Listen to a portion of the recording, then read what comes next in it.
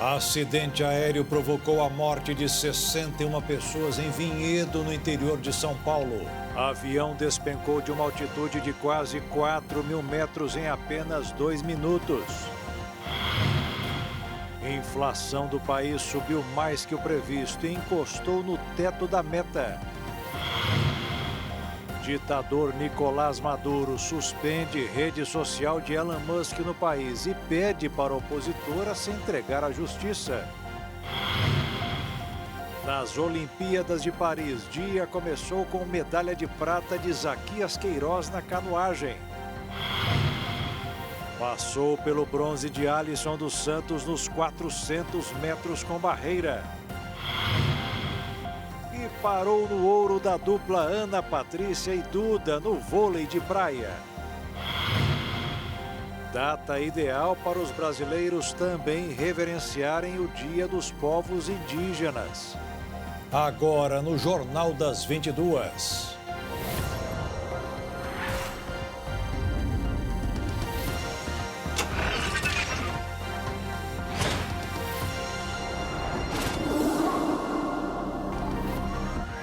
Olá, boa noite. Um avião com 61 pessoas a bordo caiu em um condomínio em Vinhedo, no interior de São Paulo. A aeronave turbohélice modelo ATR-72 saiu de Cascavel, no Paraná, com destino ao Aeroporto Internacional de Guarulhos. Um vídeo feito durante o acidente mostra quando a aeronave cai em um condomínio. A aeronave despencou de quase 4.000 metros em 2 minutos. O registro do voo do Flight Radar mostra que o avião estava a 17.000 pés de altitude. Pelo registro, é possível ver que a aeronave caiu pouco antes de pousar. Caiu do avião! A aeronave do modelo ATR-72 pertencia à Voipers Linhas Aéreas, saiu de Cascavel, no Paraná, às 11 horas e 58 minutos da manhã, com destino a São Paulo, com pouso no aeroporto de Guarulhos. Dentro do avião estavam 61 pessoas, entre passageiros e tripulantes.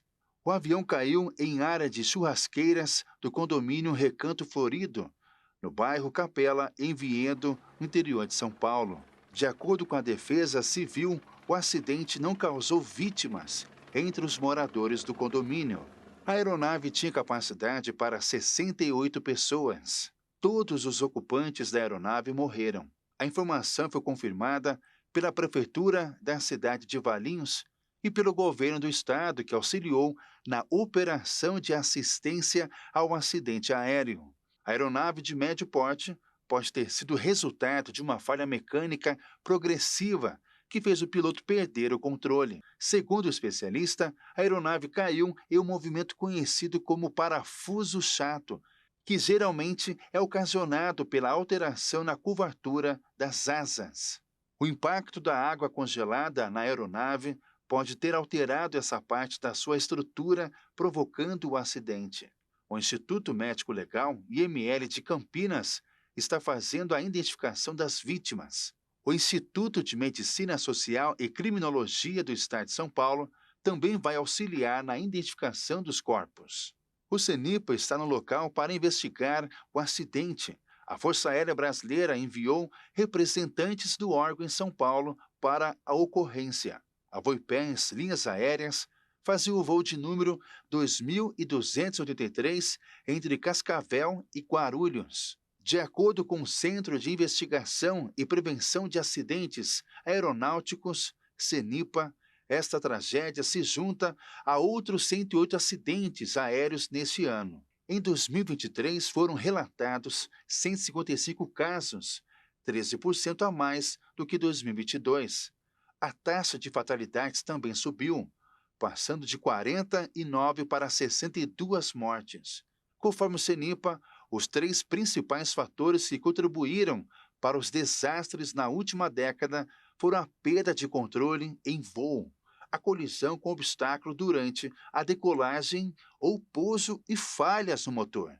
A prefeitura da cidade de Cascavel lamenta profundamente a tragédia com o acidente da aeronave da Voipers e aos familiares das vítimas do acidente. É uma tarde muito triste para todos nós, lamentavelmente. Estamos aqui tomando as medidas necessárias de atendimento e informações aos familiares das pessoas de Cascavel e também de outras cidades que estavam neste voo, que lamentavelmente aconteceu essa tragédia para todos nós.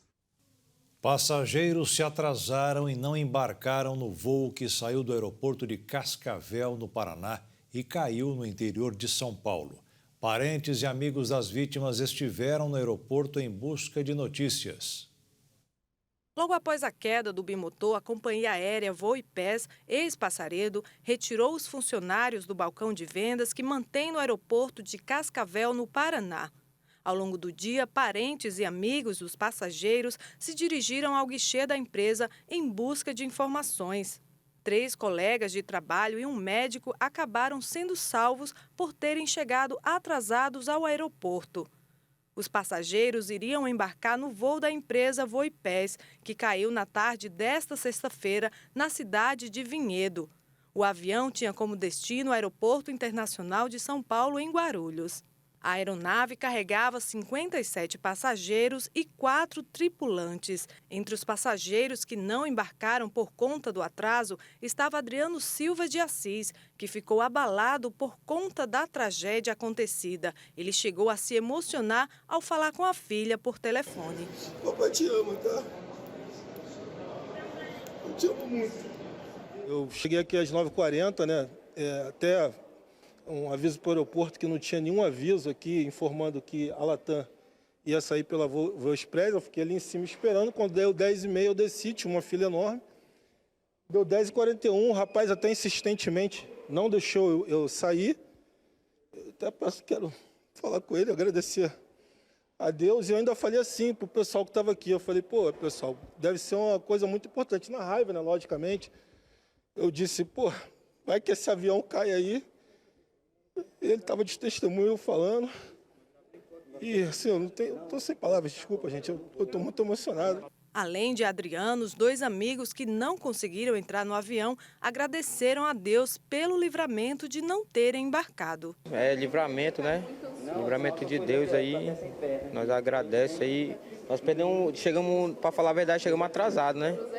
Aí, através desse atraso, aí tivemos esse livramento aí. Pelejei também para ele me botar, que eu sou de muito longe. Aí ele falou, não tem como. Aí eu, rapaz, me coloca nesse voo, que senão eu vou perder a outra conexão.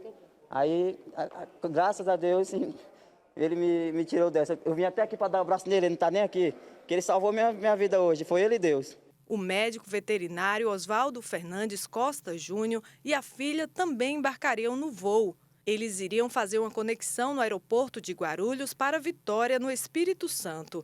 Porém, não conseguiram realizar o check-in devido às regras da empresa. O médico chegou com 2 minutos de atraso para realizar o check-in. Ele se emocionou em saber do acidente. Graças a Deus, né? Antes era, até agora há pouco era infelizmente, mas graças a Deus eu cheguei 2 minutos atrasados, apenas 2 minutos.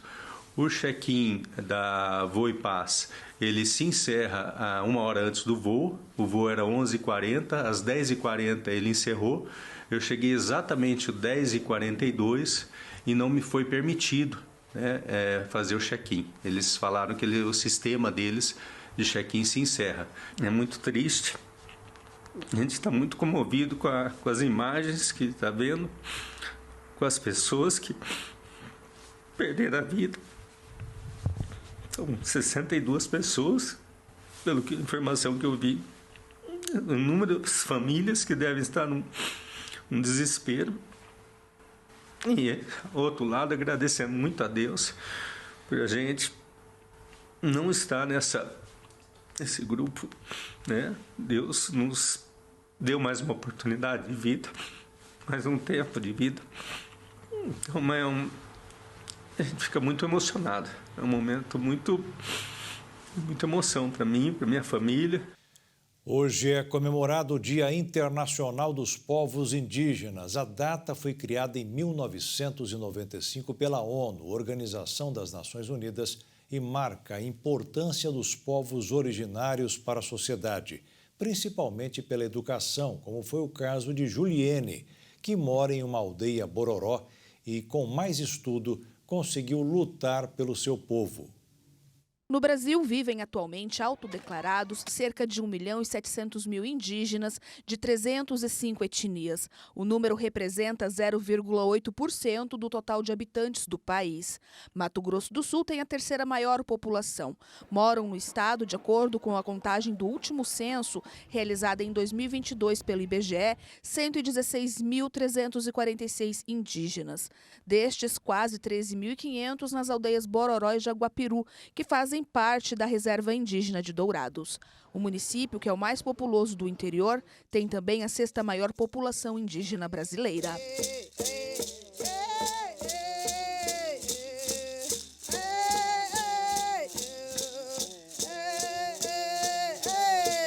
Para marcar a importância deste povo, permitindo valorizar as práticas sociais e culturais, foi criado pela ONU, Organização das Nações Unidas, o Dia Internacional dos Povos Indígenas. A representatividade começa dentro da escola, ainda na primeira infância.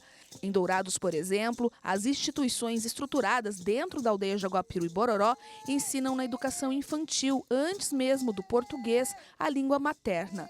Conforme explica este antropólogo, que é professor da Universidade Estadual de Mato Grosso do Sul. Isso é garantido constitucionalmente, através da legislação de educação, que garante aos povos indígenas o aprendizado, a alfabetização, o numeramento, o letramento, primeiramente na sua língua materna. Aqui em Dourados, como a gente tem uma composição multiétnica, a gente tem as crianças aprendendo o Guarani, mas também, por conta da retomada linguística das famílias terenas, também um movimento de que também tenha o ensino em língua terena. Essa questão ela é garantida primeiramente para os anos iniciais do ensino fundamental e médio, e nós nas universidades, hoje, como a gente tem uma procura muito grande, inclusive os nossos cursos de pedagogia, são os cursos que mais têm alunos indígenas matriculados. A instrução tem continuidade na vida acadêmica, com vagas específicas e programas destinados para atender a população que vive nas aldeias. A gente tem hoje aqui na UEMS, em razão da nossa política de cotas, a UEMS foi a primeira universidade brasileira a reservar 10% de todas as suas vagas para ingresso de indígenas. Então hoje a gente tem mais de 630 alunos matriculados nos nossos cursos presenciais e também em EAD nas 15 unidades do estado. Essa diversidade, para nós, coloca enquanto UEMS um desafio de que ter datas como essa, são importantes. A gente tem uma série de programas, ações que visam a permanência do estudante indígena, mas também uma data como hoje nos possibilita a olhar para esses estudantes e ouvir o que eles têm para colocar para a gente. A data marca bem mais do que a luta dos povos indígenas, mas a esperança de dias melhores e principalmente de reconhecimento. Expectativa que mantém a Juliene. A indígena Kaiowá é filha da Bororó. Cheia de sonhos, está no último semestre do curso de Relações Internacionais.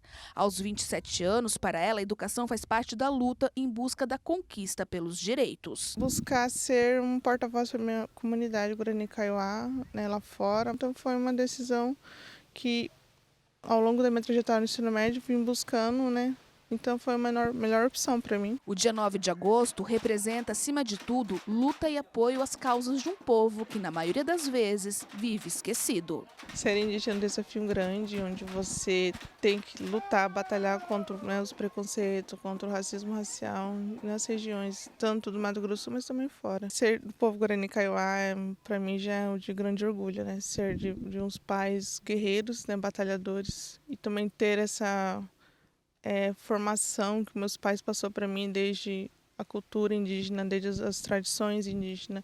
Você carregar uma tradição, uma cultura de muito tempo, para mim é de muito orgulho já. E você tá hoje ocupando a universidade, levando também a sua cultura, aí é um protagonismo muito importante para mim, uma responsabilidade muito grande também como indígena. Então, assim, importante para a gente. Tá dando essa visibilidade, acredito eu, e o mais importante é você sempre onde quer que seja, é ter orgulho da sua origem. E veja a seguir, parlamentares recorrem ao STF para preservar as emendas PIX. A inflação do país subiu mais do que o previsto e encostou no teto da meta.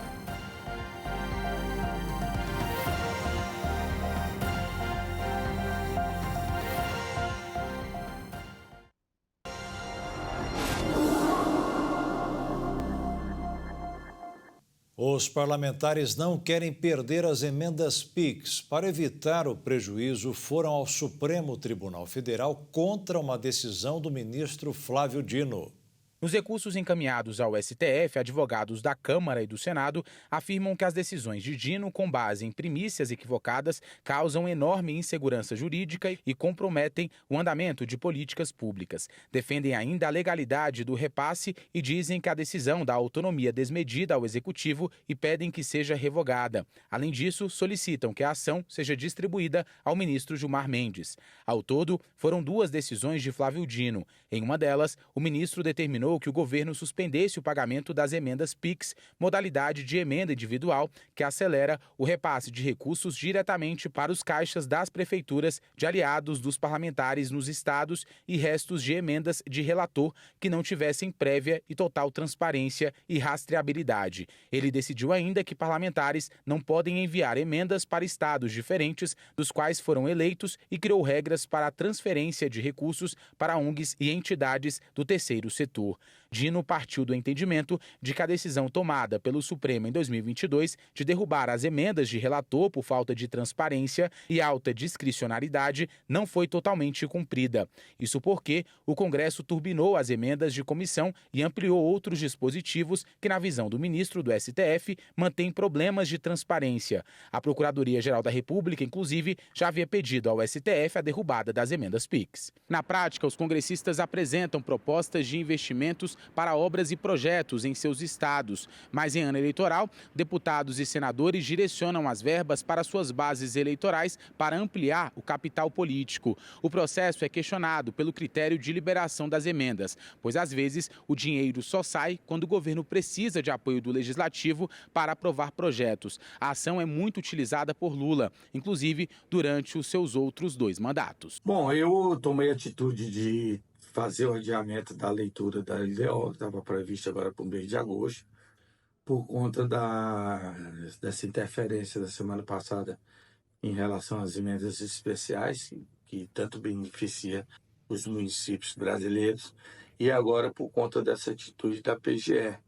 Então não adianta a gente fazer uma leitura prévia, né, da LDO, porque a gente abriria prazo para emendas. Então, como tem essa instabilidade jurídica e em relação a essas emendas especiais, eu achei por bem adiar a leitura do relatório. Flávio Dino condicionou a retomada do pagamento ao atendimento de critérios de transparência. No caso de emendas para a área de saúde, determinou ainda que a execução seja feita somente após uma avaliação técnica da área de governança do SUS, Sistema Único de Saúde. No recurso ao Supremo, o Congresso concordou que pode fazer alterações na Lei de Diretrizes Orçamentárias de 2025 para exigir novos critérios para execução mais transparente e rastreável das emendas PIX. Negou, porém, que a definição das diretrizes seja responsabilidade do Judiciário.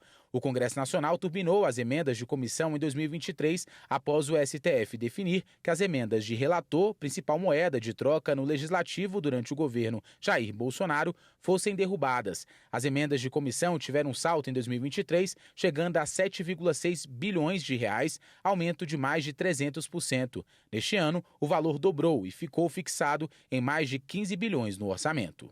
Um brasileiro de 39 anos foi preso em Paris por vender medalhas falsas dos Jogos Olímpicos. A identidade do homem não foi revelada, mas a informação foi confirmada pela imprensa local e pelo consulado brasileiro na França. As informações que chegam à nossa redação é que ele estava no país desde o dia 23 de julho e tinha passagem de volta para a semana que vem. No quarto onde ele estava hospedado, foram encontradas cerca de 850 medalhas semelhantes à das Olimpíadas, uma cédula falsa de 500 euros e notas de euros em espécie, equivalente a R$ 8.000. A polícia confiscou tudo. Ele foi acusado por posse de mercadorias ilícitas sem justificativa regular e venda ambulante. Foi condenado a 10 meses de prisão com liberdade condicional.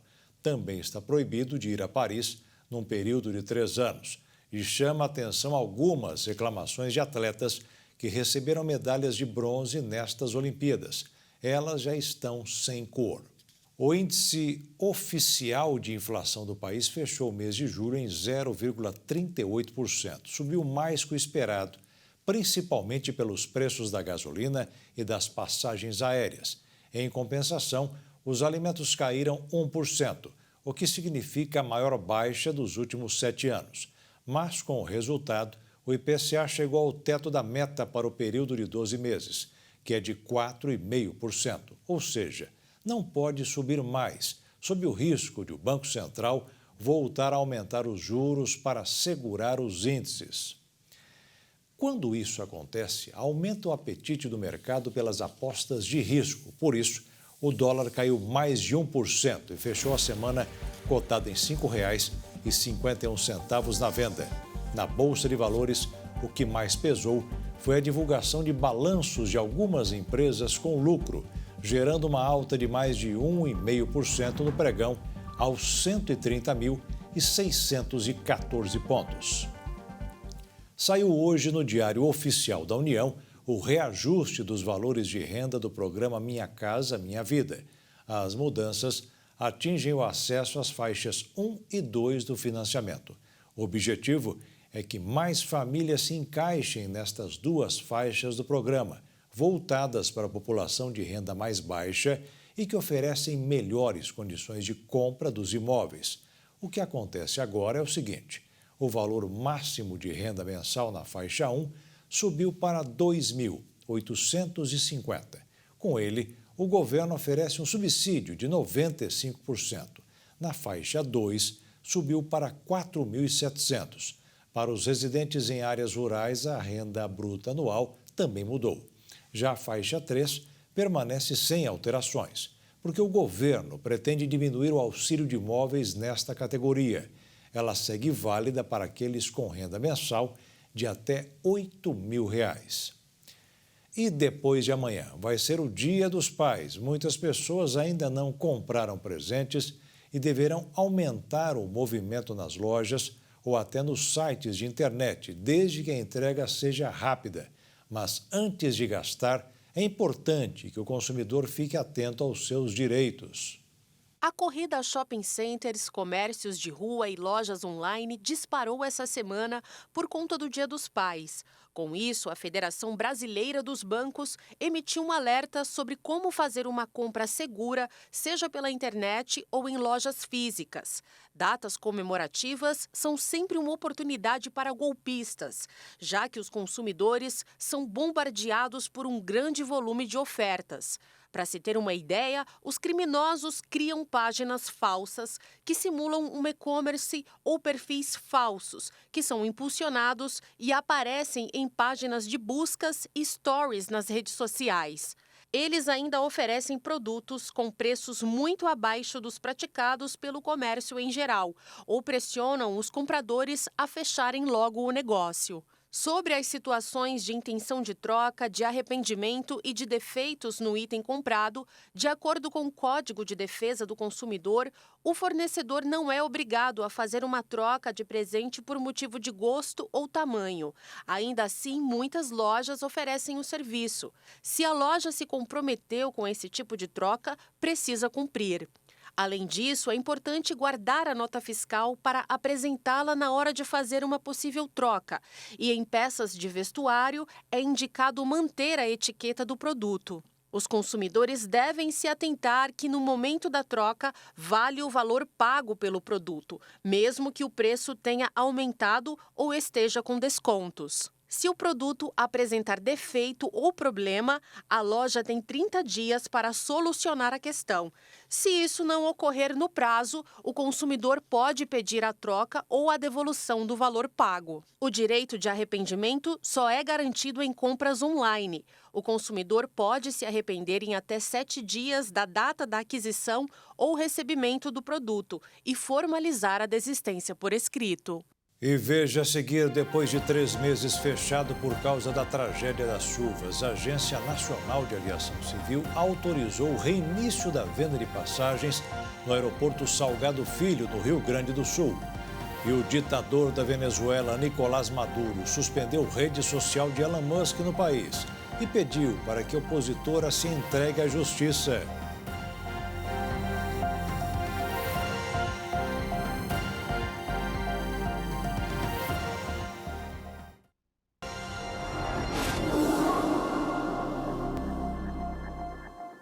O aeroporto Salgado Filho, em Porto Alegre, no Rio Grande do Sul, deverá retomar as atividades antes do previsto. Depois de 3 meses fechado, a Agência Nacional de Aviação Civil autorizou hoje o início da venda de passagens. O Aeroporto Internacional Salgado Filho, em Porto Alegre, vai voltar a receber voos comerciais a partir de 21 de outubro. Dessa forma, a venda de bilhetes aéreos está autorizada a partir desta sexta-feira, 9 de agosto. A previsão é de que a estrutura possa operar em 100% de sua capacidade a partir de 16 de dezembro, segundo a concessionária. De acordo com o comunicado, a retomada vai se dar de forma gradual, com 128 diários entre pousos e decolagens, que serão operados das 8 da manhã às 10 horas da noite. Antes do fechamento temporário, em decorrência das enchentes e chuvas que devastaram o estado do Rio Grande do Sul, o aeroporto recebia voos de 6 diferentes empresas. As enchentes e as chuvas que devastaram o estado no primeiro semestre do ano deixaram a pista do aeroporto submersa por 23 dias. Agora, a capacidade do terminal de receber aeronaves foi retomada, assim como as obras necessárias para o funcionamento das operações. Além da pista de pousos e decolagens, a pista de táxi e pátio de aeronaves estão incluídos no processo de reabilitação do aeroporto. Em outubro, está previsto para que seja encerrada a fase 2 de reconstrução, onde será feita a recuperação das áreas necessárias para a retomada da operação de pousos e decolagens afetadas. Já a fase 3 de recuperação terá início em outubro, nas áreas em que não houver movimentação de aeronaves. Dessa forma, a operação de pousos e decolagens não vai sofrer interferência. Nessa etapa, está prevista a recuperação de 1,2 mil metros quadrados de extensão. Também será feita a frenagem do pavimento, preparando para receber recapeamento ou reconstrução em pavimentos flexíveis, dependendo do local.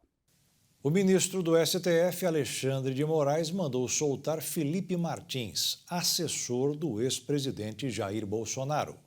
A soltura de Felipe Martins teve parecer favorável da Procuradoria-Geral da República, que apontou não ter provas de que ele teria deixado o país. Uma das suspeitas que justificou a decretação da prisão, né? Segundo, então, a PGR, os dados apresentados ali parecem indicar com razoável segurança a permanência do investigado no território nacional, viu? No período ali questionado. A Martins, então, estava preso há 6 meses, né? Desde o dia 8 de fevereiro deste ano, quando a PF deflagrou uma operação justamente para investigar a suposta tentativa de golpe. Nesse período, ficou detido no Complexo Médico Penal de Pinhais, no Paraná. Segundo, então, o material ali divulgado pela PF, naquele momento, o grupo investigado se dividiu, na verdade, em núcleos de atuação para disseminar a ocorrência de fraude nas eleições presidenciais de 2022, antes mesmo da realização do pleito, de modo a viabilizar e legitimar uma intervenção militar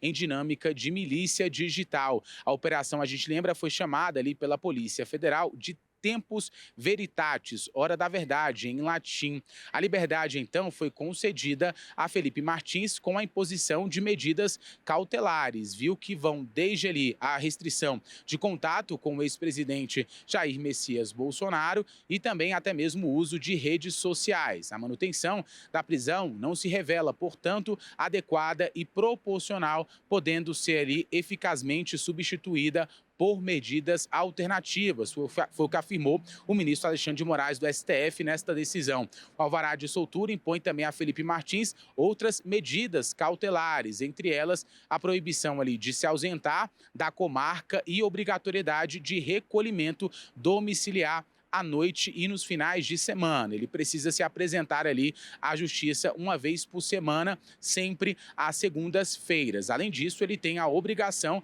de usar a tornozeleira eletrônica e Felipe Martins também tem 5 dias para entregar seus passaportes à justiça e eles serão cancelados e ele perde o direito de sair do Brasil. Ele também, não poderá fazer contato com Mauro Cid e todos os outros investigados por qualquer meio, inclusive, como nós lembramos, o ex-presidente Jair Bolsonaro. Caso ele utilize, então, as redes sociais, poderá pagar multa diária de R$20 mil por publicação, conforme estabeleceu o ministro do Supremo Tribunal Federal, Alexandre de Moraes, responsável por essa decisão de soltura de Felipe Martins. O presidente da Venezuela, Nicolás Maduro, ordenou o bloqueio da rede social X, o antigo Twitter, no país pelo período de 10 dias. Maduro e Elon Musk têm trocado acusações desde as eleições venezuelanas em 28 de julho.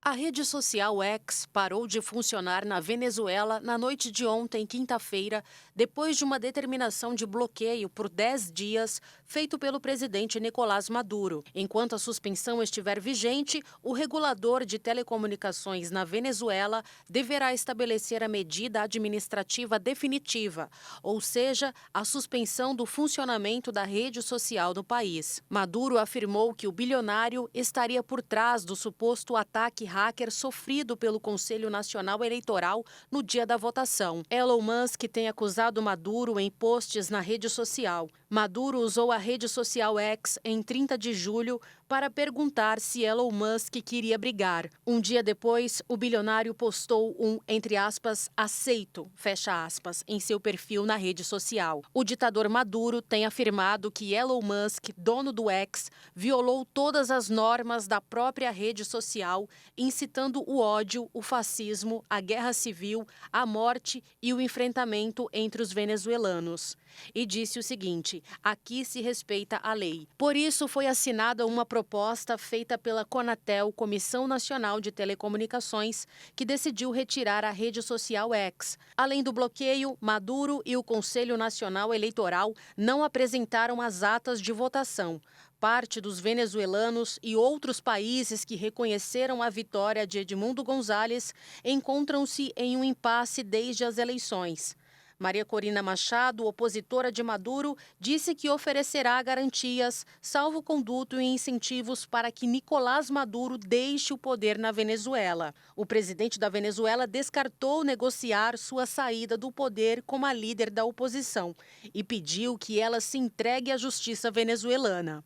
A região russa de Lipetsk foi atingida por um ataque massivo de drones ucranianos. Pelo menos 9 pessoas ficaram feridas no ataque, que danificou a infraestrutura energética e levou à retirada temporária de residentes em várias áreas da região. O ataque relatado ocorreu depois que a Rússia acusou as tropas ucranianas de cruzarem a fronteira para a região de Kursk, na quarta-feira, o que marcou a primeira incursão desse tipo vinda da Ucrânia e pressionou Moscou em uma área praticamente intocada por mais de 2 anos de guerra.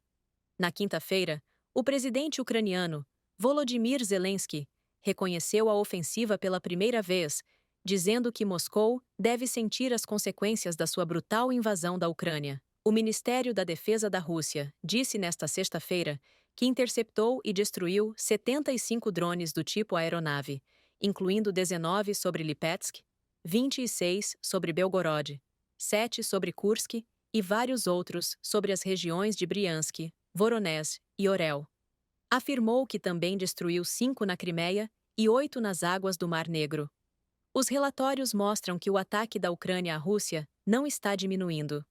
Embora grupos pró-ucranianos de cidadãos russos tenham organizado ataques transfronteiriços fugazes contra a Rússia, e a Ucrânia tenha repetidamente atacado a região fronteiriça de Belgorod com ataques aéreos, a incursão desta semana marca a primeira vez que unidades regulares ucranianas e de operações especiais atacaram território russo.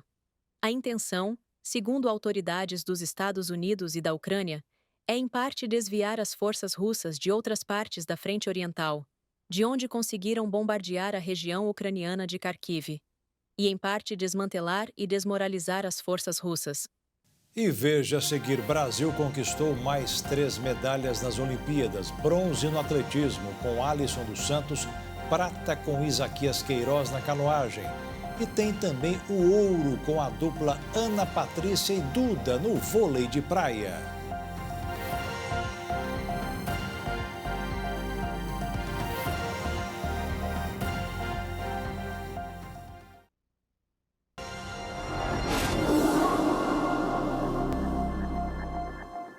A temperatura esfriou de repente no sul e sudeste do Brasil. Mais um sinal do desequilíbrio das temperaturas desde o começo da Revolução Industrial. E a previsão não é das melhores. Segundo o Programa de Observação da Terra da União Europeia, caminhamos para o ano mais quente da história.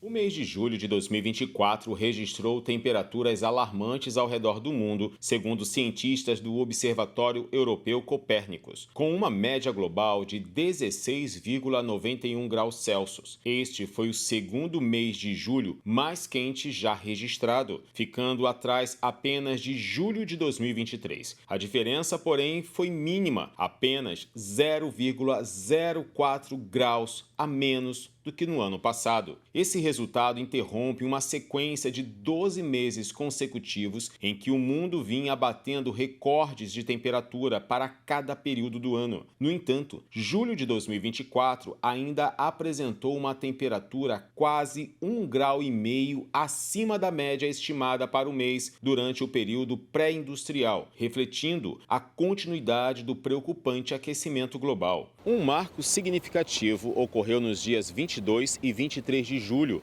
quando o planeta experimentou os 2 dias mais quentes já registrados, com uma temperatura média de 17,6 graus Celsius. Além disso, a temperatura média da superfície do mar em julho foi de 20 graus Celsius, quase igual à registrada em julho de 2023, destacando a persistência do aquecimento dos oceanos. O Observatório Copérnicos também emitiu um alerta. 2024 está se encaminhando para se tornar o ano mais quente já registrado na história. De janeiro a julho, as temperaturas globais ficaram 0,70 graus acima da média para o período de 1991 a 2020, evidenciando uma tendência contínua de aumento das temperaturas. Esses dados reforçam as preocupações com as mudanças climáticas e estes impactos cada vez mais visíveis, como ondas de calor, derretimento de geleiras, aumento do nível do mar e eventos climáticos extremos. Especialistas alertam que sem ações globais coordenadas e eficazes para reduzir as emissões de gases de efeito estufa, o planeta continuará a enfrentar temperaturas cada vez mais elevadas, com consequências severas para a biodiversidade e a vida humana. A comunidade científica e organizações internacionais continuam a pressionar por políticas climáticas mais rigorosas e pela adoção de práticas sustentáveis que possam reduzir os efeitos do aquecimento global.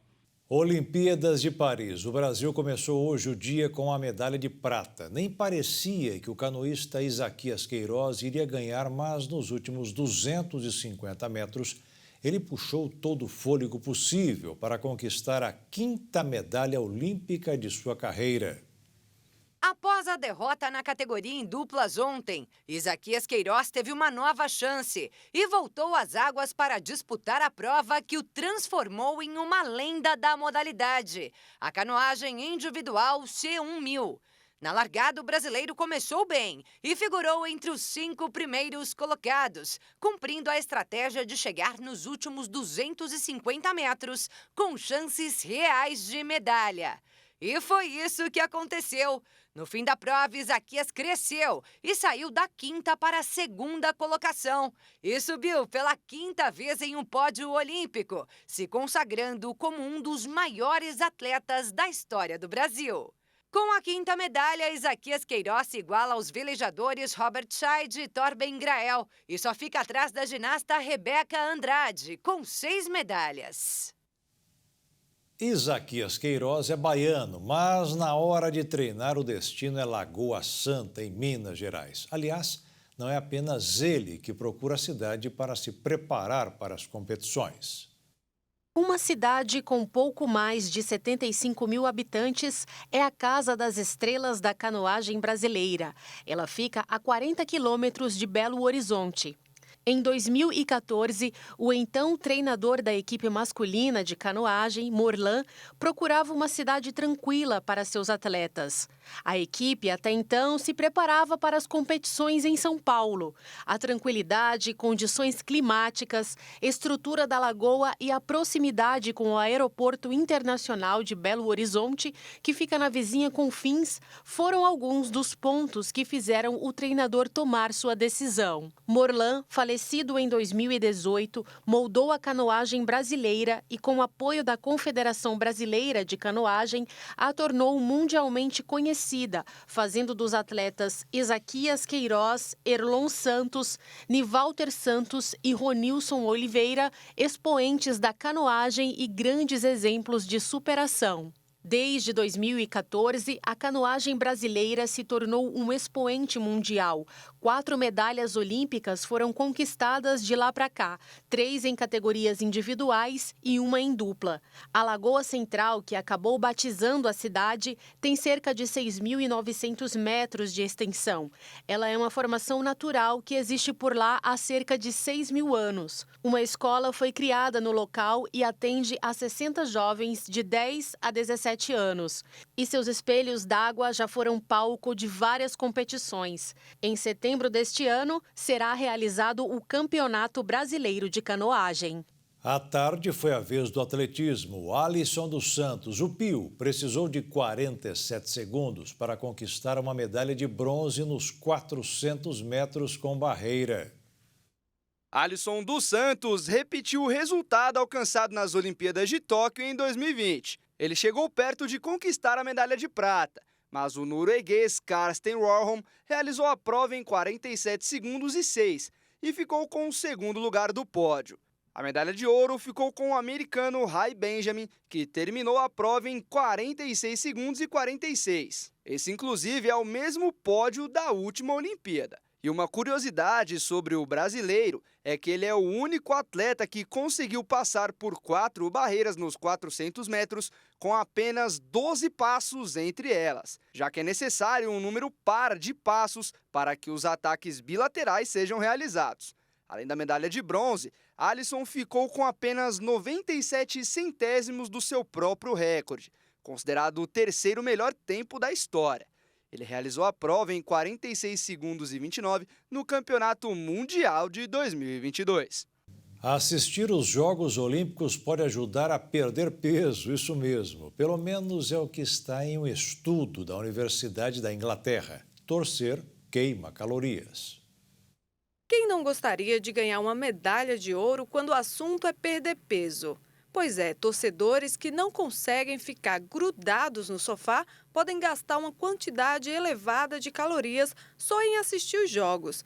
Isso é o que mostram evidências recentes encontradas pela Universidade do Reino Unido. A equipe de pesquisadores criou uma fórmula chamada o poder da celebração, na qual é possível calcular o gasto energético enquanto assiste esportes pela TV. O estudo levou em consideração 5 fatores principais: o peso corporal, a forma como a pessoa assiste, o tempo assistindo, a intensidade e o horário da comemoração. Ao ver um jogo de futebol, por exemplo, uma pessoa de 80 quilos, o gasto calórico pode ser de até 540 calorias. Se ela for uma pessoa mais ativa, mais inquieta, reagindo com pulos e levantando sempre e gritando durante a disputa. O resultado pode equivaler a 45 minutos de corrida. Outro exemplo é de alguém do mesmo peso assistindo a uma partida de tênis por 3 horas, sentado e conversando com outras pessoas, mas comemorando frequentemente com palmas e vivas. O total de calorias gastas pode ir para 432. Mas vale lembrar que, independente da perda de peso, o ato de assistir esportes está relacionado ao bem-estar e à vitalidade. E depois de 28 anos, o Brasil voltou ao lugar mais alto do pódio do vôlei de praia em uma Olimpíada. A dupla Ana Patrícia e Duda conquistaram o ouro, a terceira medalha dourada conquistada pelas mulheres. Há 10 anos, Ana Patrícia e Duda sentiram o gostinho de estarem no topo do mundo olímpico juntas. Porém, na época, foram nos Jogos Olímpicos de Juventude. A camisa número 1 do Brasil tinha começado na modalidade há 3 meses. Já a sergipana cresceu no meio do vôlei de praia e era vista como uma grande promessa. No primeiro set, as brasileiras entraram desligadas e viram as canadenses abrirem de 5-0. Aos poucos, elas foram se encontrando no jogo. Ana Patrícia foi a grande responsável por puxar a dupla, que conseguiu a virada, perdeu 2 set points, mas conseguiu fechar a parcial em 26-24. Após a vitória no primeiro set, a parceria brasileira entrou embalada e parecia que era só questão de tempo para confirmar o título olímpico. Porém, um apagão tomou conta de Ana Patrícia e Duda quando venciam por 10-8 e elas passaram a abusar dos erros. Com isso, Melissa e Brandy aproveitaram e empataram o jogo com 21-12. As duas voltaram focadas, aproveitaram as oportunidades e abriram vantagem, o que irritou as canadenses. Porém, nada que tirasse o foco do ouro. O Brasil confirmou o título olímpico ao fechar o tie-break em 15-10. E amanhã o Brasil vai ter mais uma chance de medalha de ouro. A final do futebol feminino será com os Estados Unidos.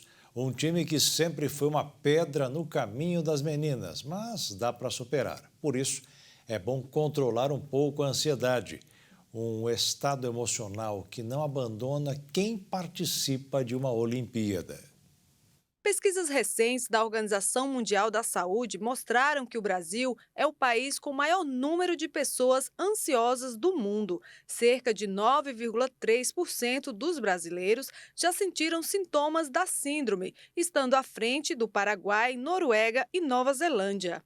E no mundo dos esportes não é diferente. Os atletas de alto rendimento têm que saber lidar com a pressão para conquistar uma medalha, como é o caso de Rebeca Andrade, que até pensou em desistir do esporte devido às dificuldades que enfrentou durante a infância e adolescência. A ginasta precisou buscar apoio psicológico aos 13 anos de idade para controlar o problema.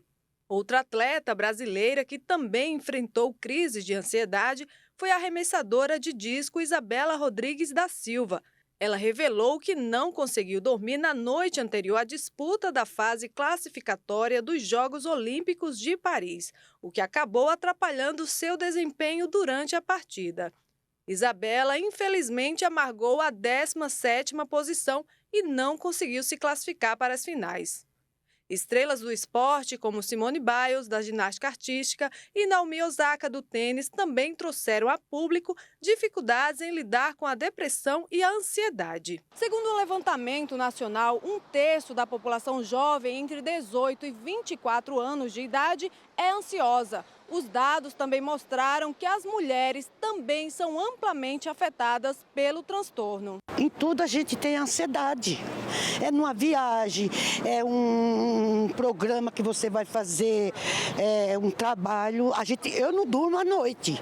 Apesar que agora eu tô em casa, mas antigamente eu não dormia. Só basta eu dizer assim: amanhã eu vou fazer tal comida.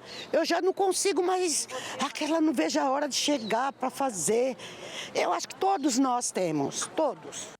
Eu já tive ansiedade, tenho até hoje. É um problema, eu não digo um problema, mas é uma condição que às vezes a gente a gente não percebe, passa despercebido, e quando a gente pede um apoio psicológico, né, apoio dos amigos, a gente começa a entender melhor o que acontece com a gente. Eu ficava mal no caso e não entendia o que estava acontecendo comigo, né? Respiração forte, né? Coração acelerado, e ficava, caramba, o que está acontecendo comigo? Aí quando eu fui na ajuda profissional, né, aí me disseram, você tem crise de ansiedade. Recentemente eu tive um caso, né, da minha filha. Ela teve bebê, né, faz pouco tempo, e ela sofreu muito com ansiedade. ansiedade, né? E inclusive depois que a neném nasceu, isso parece que agravou, né? E aí voltou, tinha aquela questão de voltar a trabalhar e tudo mais, ela ficou com medo, não sabia lidar, né? A questão com a criança, e ela ficou muito ansiosa e ela não conseguia nem cuidar da criança direito, né? E nem conseguia se desenvolver no trabalho dela, que ela estava começando a voltar a trabalhar. Então ela entrou em pânico. Ela procurou tratamento? Ela começou a fazer tratamento, inclusive até com, né, medicação.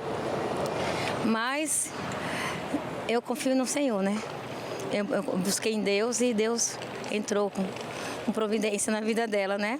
Especialistas explicam que fatores genéticos podem estar ligados ao desenvolvimento de doenças psiquiátricas. Porém, o alto índice de desemprego, mudanças na economia e a falta de segurança pública contribuem para o aumento do transtorno. Por isso, é importante estar atento à saúde mental e procurar apoio psicológico ao perceber os primeiros sintomas da doença. E o Jornal das 22 termina aqui. Uma boa noite para você. Aproveite bem o final de semana. Feliz Dia dos Pais. A gente se vê na segunda-feira. Fique na paz. Tchau.